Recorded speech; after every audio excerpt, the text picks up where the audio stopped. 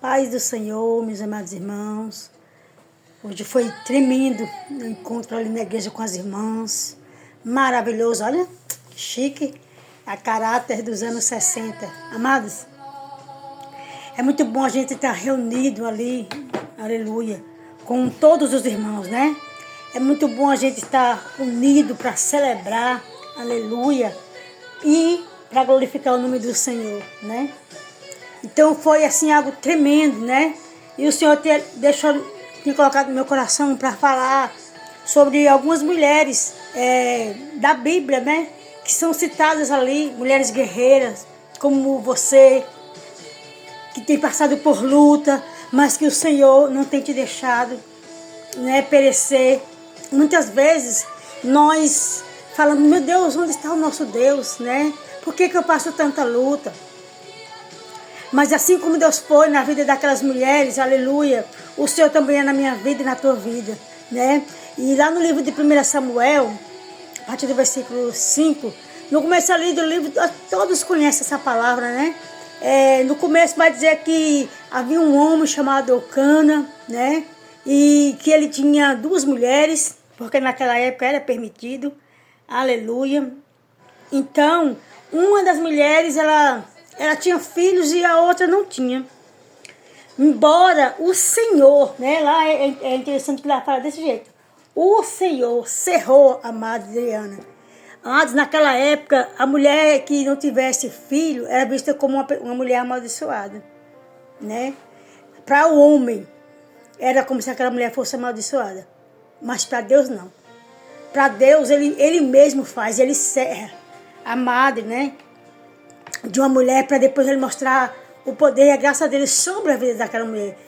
Eu ouvi falar sobre 3 mulheres na palavra do Senhor que aconteceu isso. Deus cerrou a madre de Ana, depois Deus cerrou a madre de Sara, aleluia, e depois Deus também cerrou a madre, não sei, não me lembro se o nome dela é Rebeca, mas eu acho que o nome dela é Rebeca, que foi a nora de Sara.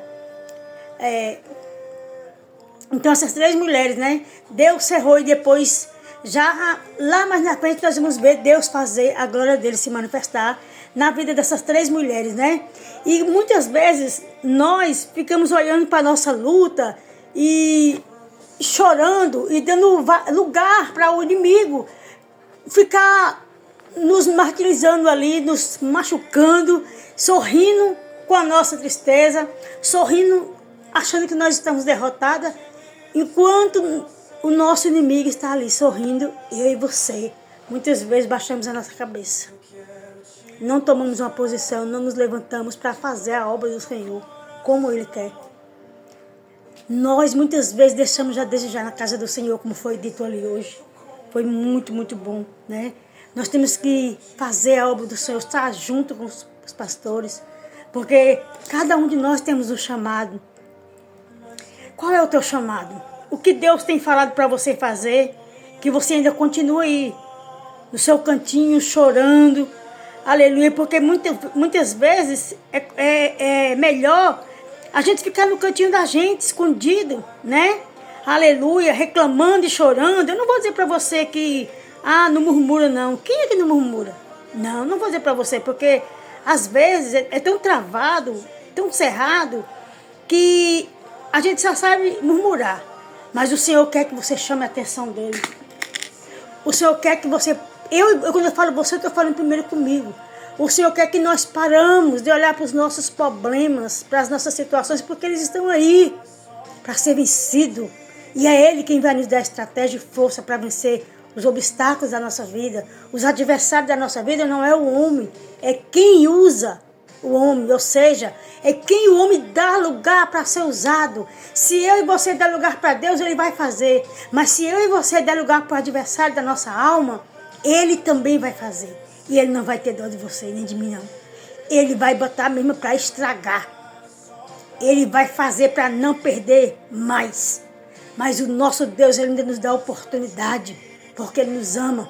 Ele nos ama de tal forma que Ele se fez carne e te fez filho e habitou no meio dos homens, para que o nome do Senhor fosse glorificado, para que eu e você tivéssemos a oportunidade de estar aqui falando da grandeza e do amor dele, e pela graça fomos salvos. Pela graça. Amados irmãos, não há um Deus como o nosso Deus. Um Deus que se levanta em nosso favor. Um Deus que chama a existência aquele que não existe. Qual é a tua petição? Qual é a tua preocupação?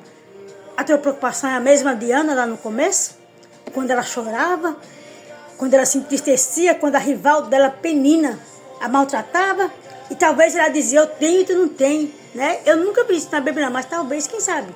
Na Bíblia não vai relatar, vamos conjecturar que ali na palavra, ali na palavra não fala isso, mas vamos aqui fazer uma conjecturação de que ela falava isso para Ana. E aquilo ali deixava a Ana tão triste, a ponto de até mesmo o esposo dela perceber, o homem que amava ela. Talvez a sua preocupação não é o seu filho, não é a sua filha, mas talvez a sua preocupação é querer ter um Eucana dentro de casa. Aquele que Ana tinha, mas muitas vezes, por causa da preocupação dela com filhos, que Deus deu para ela depois, ela não se colocou na presença do Senhor e tampouco se preocupou que Penina não só poderia dar filhos para o esposo dela, mas também poderia ter tirado, se não fosse o propósito de Deus. Mas Ana era um propósito de Deus. Ana foi naquela época um propósito de Deus, um propósito chamado por Deus para dar luz a um grande homem que nasceria dela. Aleluia, porque Samuel foi um dos, aleluia, homens de Deus que foi chamado por Deus, escolhido por Deus, para ser juiz do povo de Israel, para ser, aleluia, profeta e um servo de Deus, um homem de Deus. O Senhor deu esse chamado. E aquela mulher não só teve esse filho, aleluia, mas Deus deu mais filhos para ela. O Senhor lhe é fiel. E aquilo que Ele te prometeu, meus amados irmãos, creia porque Ele vai fazer. Não importa a tua luta, seja com teu esposo, seja com teus filhos, seja numa enfermidade, o Senhor está contigo. Não desista, persevere. Essa é a mensagem que eu tenho para mim e para você nesta noite. Eu quero render graças ao Senhor pela infinita misericórdia dEle e pela grandeza e a soberania. Não há outro igual ao Senhor.